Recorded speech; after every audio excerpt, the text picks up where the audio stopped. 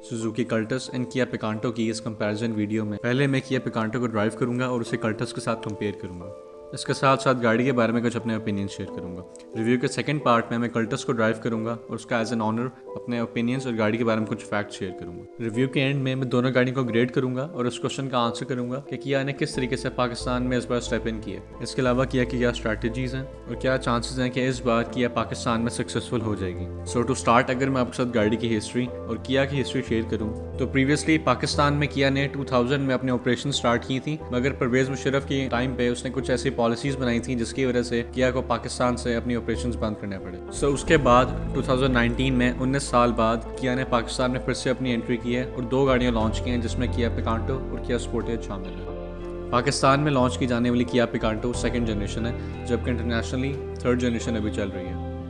वैसे तो किया ने पाकिस्तानी ऑटोमोटिव इंडस्ट्री के साथ ज़्यादती की है, मगर पाकिस्तान की इंडस्ट्री इतनी कम्पिटिटिव है ही नहीं और सुजुकी बहुत देर से आउटडेटेड गाड़ियाँ पाकिस्तान में सील कर रहा है। इसके अलावा होंडा की जो सिटी है वो भी एक आउटडेटेड गाड़ी हो चुकी है। सो इसलिए अगर देखा जाए इवन पिकांटो की सेकंड जनरेशन पाकिस्तान में लॉन्च की गई है, मगर स्टिल ये पाकिस्तान में एक अच्छी एडिशन है। वैसे अगर पाकिस्तान में एक न्यू एंट्रेंट आए तो यूजुअली पाकिस्तान में लोग इतना अच्छा रिस्पॉन्ड नहीं करते और बहुत रिलक्टेंट होते हैं गाड़ियों को परचेज करने में और गाड़ी को बहुत टाइम लगता है पाकिस्तानी मार्केट में अपनी जगह बनाने के लिए। बट अगर इस केस में देखा जाए तो किया की जो ब्रांड इमेज है पाकिस्तान में बहुत बेहतर है और अगर कंपेयर किया जाए पाकिस्तान में रिसेंटली यूनाइटेड, प्रिंस, जोटे इस तरह की कुछ कंपनीज आई हैं, मगर किया को सबसे अच्छा रिस्पॉन्स मिला है। वैसे तो ऐसा होना ही है क्योंकि किया की ब्रांड इमेज बेहतर है इन सारी कंपनीज से।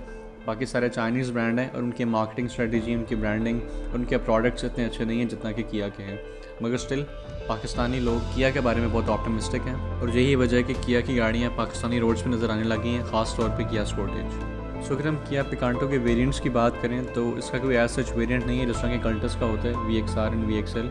पिकांटो के सिर्फ एक ऑटोमेटिक वेरिएंट आता है और एक मैनुअल वेरिएंट। बट हाउएवर 2 ऐसी चीज़ें जिनके लिए आपको एक्स्ट्रा पे करना पड़ता है जो कि कल्टस VXL में स्टैंडर्ड है मगर पिकांटो में वो नहीं है, जिसमें अलॉय व्हील्स और इंफोटेनमेंट सिस्टम आता है। अलॉय व्हील्स के लिए आपको कंपनी को एक्स्ट्रा 60,000 पे करना पड़ता है, जबकि इंफोटेनमेंट सिस्टम के लिए 26,000। ये दोनों चीज़ें कल्टस VXL में एज स्टैंडर्ड आती हैं। Now let's see what's under the hood. So यहाँ पे हमारे पास एक 1 लीटर 3 सिलेंडर इंजन है जो कि फ्रंट व्हील्स को पावर करता है और 69 हॉर्स पावर प्रोड्यूस करता है। अगर इसकी फिगर को कल्टस के साथ कंपेयर किया जाए तो वो 67 हॉर्स पावर प्रोड्यूस करती है, बट इवन देन कल्टस की एक्सेलरेशन एंड रिस्पॉन्स स्लाइटली बेहतर है।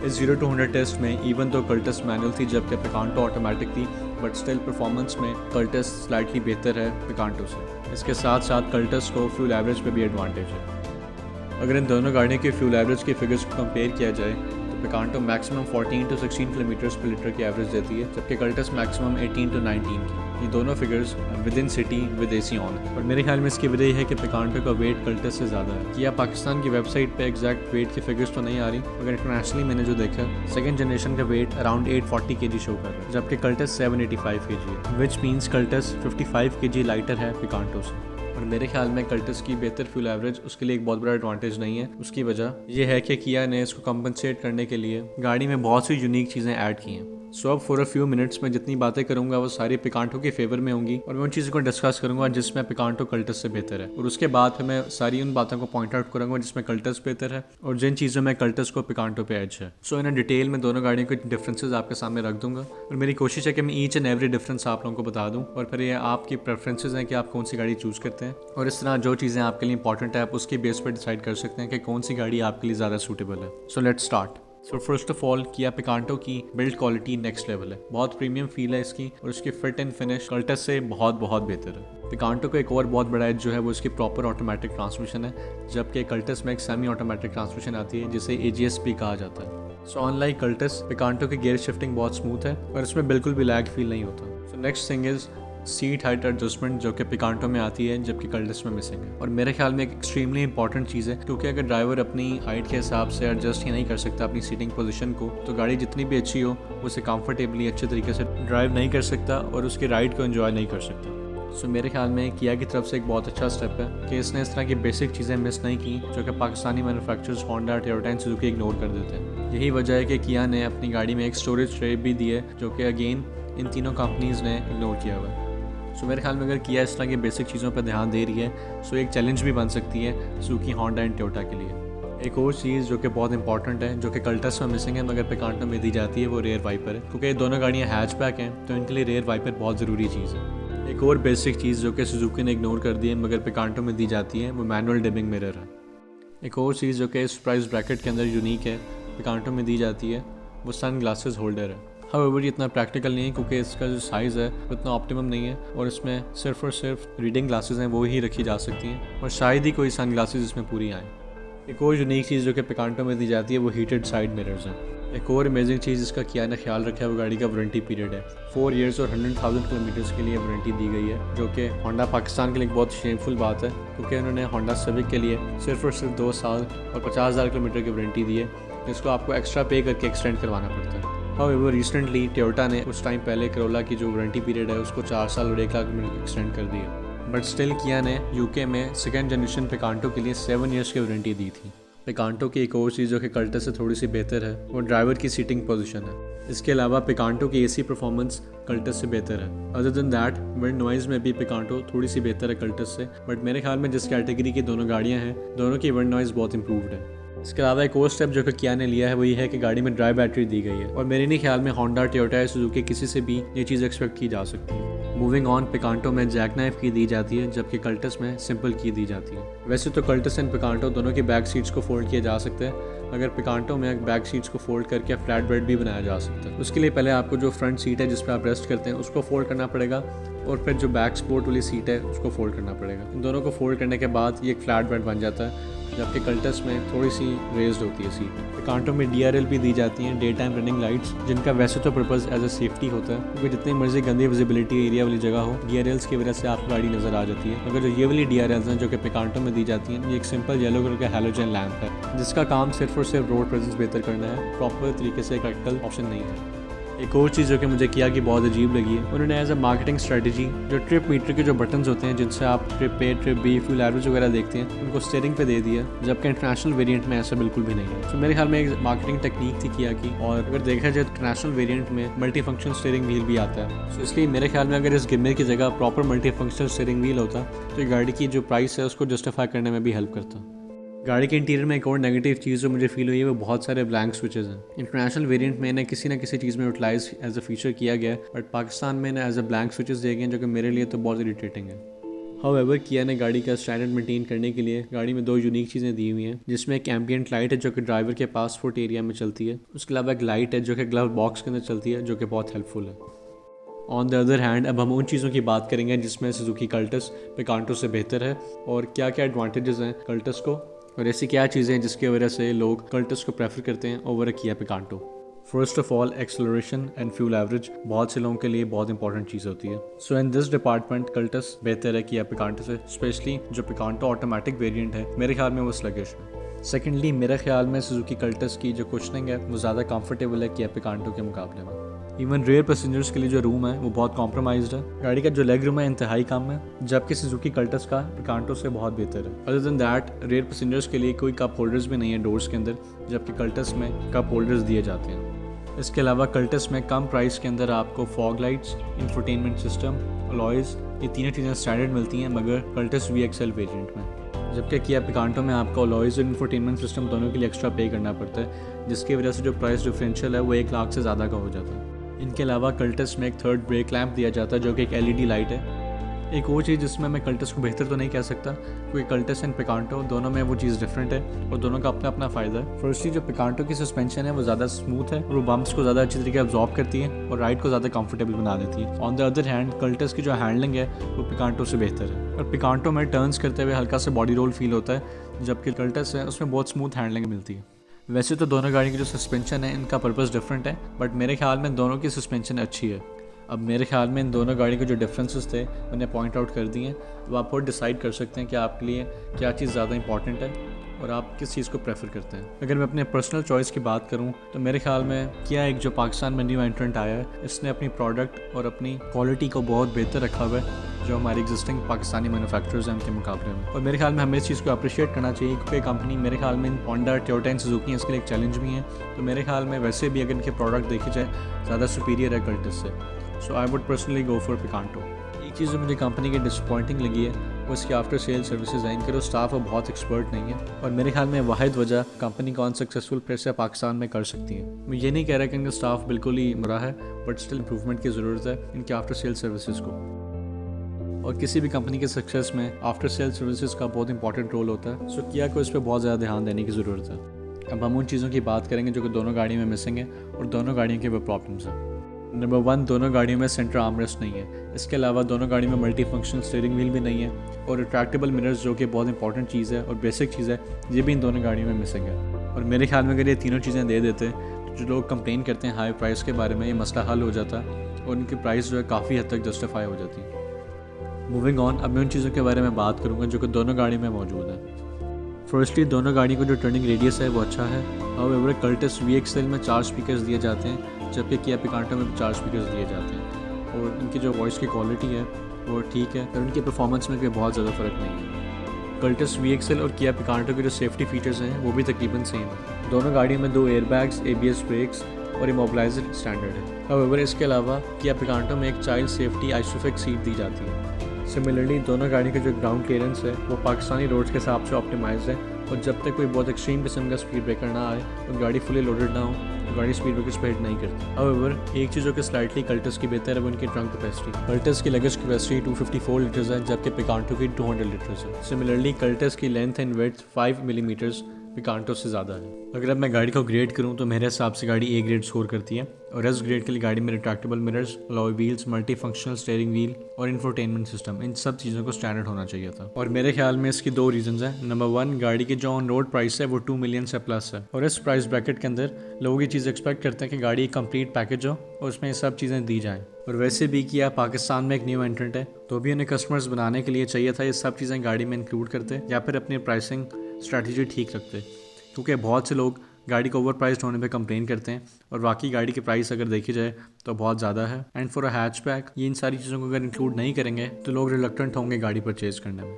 और सेकंड रीज़न ये, जब किया ने मोस्टली कंट्रीज़ में गाड़ी लॉन्च की थी तो इसमें सब चीज़ें इंक्लूड की थी। But on the positive side में फिर भी किया को अप्रिशिएट करता हूँ कि उन्होंने कैसे प्रोडक्ट पाकिस्तान में लॉन्च किए जो कि बाकी जो मैन्युफैक्चरर्स हैं पाकिस्तान के, होंडा, टोयोटा, सुजुकी, उनके लिए एक चैलेंज बन सकता है।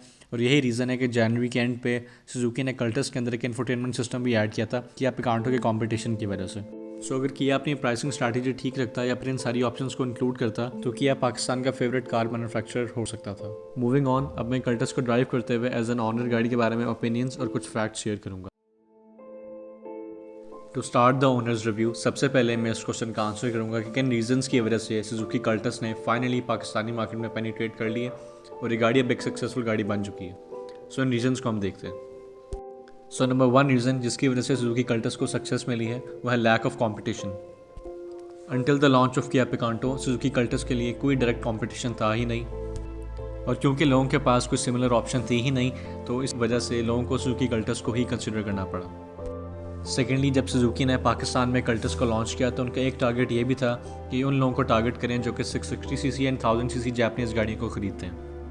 और सुजुकी ने अपनी तरफ से गाड़ी का डिज़ाइन, गाड़ी के फीचर्स और सारी वो ऑप्शंस देने की कोशिश की हैं जो कि एक अच्छी जापानीज़ गाड़ी के अंदर होती हैं। और सुजुकी की ये स्ट्रैटेजी काफ़ी हद तक सक्सेसफुल भी थी, वो इस वजह से क्योंकि बहुत से लोगों को ये गाड़ी अट्रैक्टिव सेंस में लगती है क्योंकि गाड़ी ब्रांड नहीं होती है, जबकि जापानीज़ गाड़ियाँ जो हैं वो ब्रांड न्यू नहीं होती। इसके साथ साथ उन गाड़ियों का कोई वारंटी पीरियड नहीं होता और क्योंकि सुजुकी कल्टस एक लोकल इंडस्ट्री की गाड़ी है तो उसके प्राइस जो है वो कम है इनके पार्ट्स की। So because of this reason Suzuki Cultus Pakistan में काफ़ी हद तक सक्सेसफुल हो चुकी है। Along with the cars potential to compete with the Japanese cars, जो गाड़ी का इंपोर्ट है उसे एक्सट्रीमली डिफिकल्ट कर दिया गया और एक तरह की बैन हो चुकी हैं। So the ban finally led to the success of Suzuki Cultus. एक और मेन रीज़न जिसकी वजह से कल्टस को सक्सेस मिली है वो है इसकी फ्यूल एवरेज। ये वाहिद गाड़ी है पाकिस्तानी लोकल इंडस्ट्री की जो कि जापानीज़ गाड़ियों के साथ मुकाबला करती है in terms of fuel economy. So क्योंकि इस कैटेगरी में जापानीज़ गाड़ियों के साथ कम्पीट करने वाली सिर्फ एक ही गाड़ी थी जिसके फीचर्स और फ्यूल इकॉनमी जापानीज़ गाड़ियों के साथ मुकाबला करती। सो अगर मैं कंक्लूड करूँ तो lack of competition, an alternate to Japanese cars, import का बैन होना और कल्टस की इंप्रेसिव फ्यूल इकॉनमी जो कि जापानीज़ गाड़ियों के साथ मुकाबला करती है, ये कुछ रीजंस हैं जिनकी वजह से सुजुकी कल्टस ने पाकिस्तान में अपनी जगह बनाने में कामयाबी हासिल कर ली है। मूविंग ऑन, अगर मैं ड्राइव क्वालिटी की बात करूँ तो सिटी ड्राइविंग में सुजुकी कल्टस की ड्राइव क्वालिटी बहुत अच्छी है। ड्राइव क्वालिटी अच्छे होने की रीज़न नंबर 1 ये है कि गाड़ी की जो कुशनिंग है सीट्स की बहुत कंफर्टेबल एंड सॉफ्ट है। नंबर 2 गाड़ी का पिक एंड रिस्पॉन्स बहुत अच्छा है, जैसे कि 0 to 100 गाड़ी का सिर्फ 13 सेकंड्स है फॉर 1000cc इंजन, बहुत इंप्रेसिव है। अगर इसके फिगर को कंपेयर करूँ तो होंडा सिटी 1.5 प्रोस्मैटिक जितना इसका 0 to 100 है।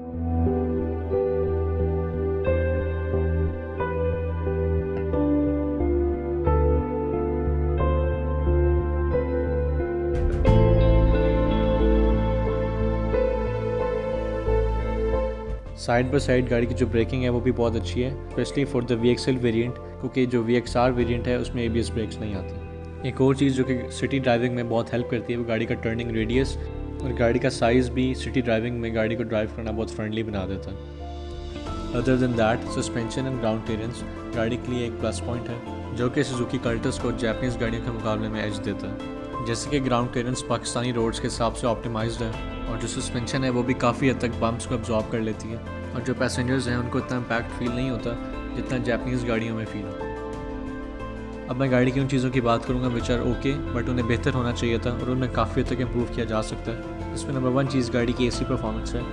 ठीक है, गाड़ी की AC परफॉर्मेंस इम्प्रेसिव नहीं है। उसके अलावा विंड नॉइज़ भी गाड़ी में काफ़ी हद तक कंट्रोल्ड है। अपनी अगर कैटेगरी में देखें तो काफ़ी बेहतर और कुछ ज़्यादा कंट्रोल्ड मेरे ख्याल में सुजुकी कल्टस ही की विंड नॉइज़ होगी, बट स्टिल उतनी अच्छी नहीं है जितना कि जापानीज़ गाड़ियों की होती है, और बेहतर इसे किया जा सकता है। और जो कंपनी फिटेड टायर्स हैं उनकी भी थोड़ी बहुत नॉइज़ है, अगर उन्हें चेंज कर लिया जाए तो नॉइज़ को इवन रिड्यूस किया जा सकता है। एक चीज़ जो मुझे बहुत बुरी लगी है कि गाड़ी में रेयर पैसेंजर्स के लिए कोई हेडरेस्ट नहीं है। अगर हम गाड़ी के प्राइस कंसिडर करें तो इट्स नो बिग डील कि गाड़ी में हेडरेस्ट भी दिया जाए, क्योंकि किया पिकांटो जो सुजुकी कल्टस की डायरेक्ट कंपटीटर है उसके अंदर उन्होंने हेडरेस्ट दिए हुए हैं। बल्कि इन तीनों डिपार्टमेंट्स में विंड नॉइज़, AC परफॉर्मेंस और ये जो हेडरेस्ट वाला मामला है, इन तीनों में किया पिकांटो सुजुकी कल्टस से बहुत बेहतर है। Again coming towards the positive side of the car, एक चीज़ जो कि कल्टस के सक्सेस में जिसने बहुत ज़्यादा कंट्रीब्यूट किया है वो गाड़ी की फ्यूल एवरेज है, और मेरे ख्याल में ये एक गाड़ी का यूनिक सेलिंग पॉइंट भी है। सिटी ड्राइविंग में विद AC टर्न ऑन ये गाड़ी आपको 15 या 15 से प्लस की एवरेज देती है, and with light foot even 20 kilometre पर लीटर तक भी चली जाती है। एंड नॉर्मली अगर आप सॉफ्ट तरीके से गाड़ी चलाते हैं तो अराउंड आपको 16 to 17 किलोमीटर पर लीटर की एवरेज मिल सकती है गाड़ी से। एक और पॉजिटिव बात जो है गाड़ी की वो सेफ्टी फीचर्स हैं। गाड़ी में 2 air bags, ABS brakes, immobiliser are given as safety features, but जो एयर बैग्स और ABS ब्रेक्स हैं वो सिर्फ और सिर्फ VXL वेरिएंट में दी जाती हैं, जबकि मेरे ख्याल में एटलीस्ट एयर बैग्स को स्टैंडर्ड होना चाहिए था और VXR वेरिएंट में भी देना चाहिए था। और वैसे अगर देखा जाए जब सुजुकी कल्टस लॉन्च हुई थी तो टोयोटा करोला में इमोबिलाइजर नहीं दिया जाता था, जबकि सुजुकी कल्टस में था। सिमिलरली एयर बैग्स अभी तक होंडा सिटी में नहीं दिए जाते हैं जो कि सुजुकी कल्टस में है। एक चीज़ जो मुझे गाड़ी की डिसअपॉइंटिंग लगी है वो गाड़ी की बिल्ड क्वालिटी है, और कुछ गाड़ी की चीज़ें बहुत अनोइंग हैं, जिस तरह के जो गाड़ी के दरवाजे हैं बहुत ज़ोर से बंद करने पड़ते हैं और बहुत हार्ड डोर्स हैं वो। उसके अलावा इंटीरियर में ये स्क्रूज जो हैं एक्सपोज्ड हैं, और मेरे ख्याल में सुजुकी को स्टिल गाड़ी की जो बिल्ड क्वालिटी है उसमें तवज्जो देने की बहुत ज़रूरत है, क्योंकि ये चीज़ हमेशा से सुजुकी की गाड़ियों की प्रॉब्लम रही है। गाड़ी की जो स्टेबिलिटी इन रोड ग्रिप है वो बहुत इंप्रेसिव नहीं है, मगर बहुत बुरी भी नहीं है। मेरे ख्याल में आप इसे एवरेज कह सकते हैं, और मेरे ख्याल में इसे इम्प्रूव किया जा सकता है। अगर हम कल्टस एंड वैगनआर के वेट्स को कंपेयर करें तो कल्टस 795 kg है, जबकि वैगनआर 835 kg है, जिसका मतलब है कि कल्टस 40 kg लाइटर है वैगनआर से। बॉडी वेट कम होने की वजह से कल्टस को 2 फ़ायदे हैं। नंबर 1, गाड़ी की जो एक्सेलरेशन एंड रिस्पांस है वो वैगनआर से स्लाइटली बेहतर है। सेकेंडली जो फ्यूल एवरेज है वो भी वैगनआर से थोड़ी सी बेहतर है। सो इसलिए इवन दो दोनों गाड़ियाँ 1000cc हैं, मगर कल्टस की परफॉर्मेंस वैगनआर से स्लाइटली बेहतर है। एज अ हैचबैक अगर गाड़ी के साइज़ को कंसिडर किया जाए तो मेरे ख्याल से गाड़ी का जो लेग रूम है वो डिसेंट है।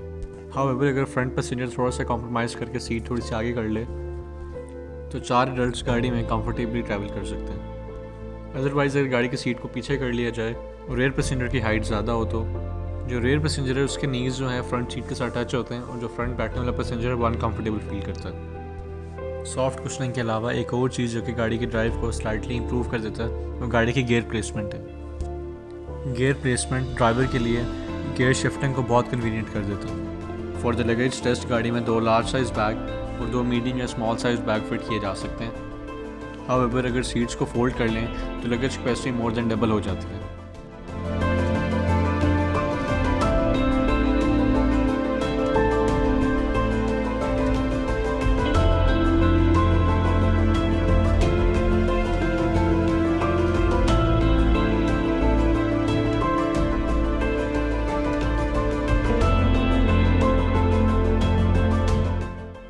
अगर मैं गाड़ी को ग्रेड करूँ तो मेरे हिसाब से गाड़ी ए ग्रेड स्कोर करती है। और एस ग्रेड के लिए गाड़ी की बिल्ड क्वालिटी बेहतर होनी चाहिए, गाड़ी को मैन्युफैक्चरिंग फॉल्ट नहीं होना चाहिए, और थर्डली एक्सटीरियर डिज़ाइन बेहतर होना चाहिए।